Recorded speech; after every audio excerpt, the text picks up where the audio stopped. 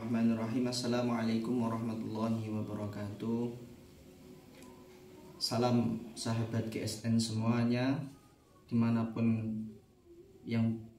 berada. Perkenalkan, nama saya Muhammad Rizky Saputra Juleha dari Kota Madiun. Di sini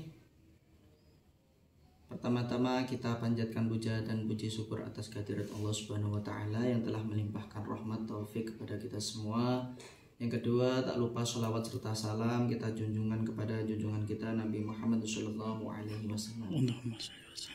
Di sini saya ingin berterima kasih kepada owner GSN Malang Raya, beliau Haji Ahmad Mukhtar, yang telah mengirimkan golok sembelih berbahan baja HSS Jerman model Betawi.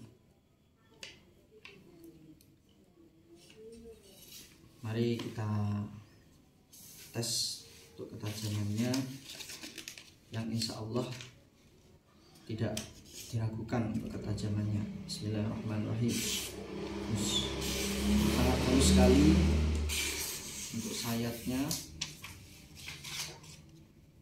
gaya tarik maupun doreng sangat kena, dan ukurannya kurang lebih 29.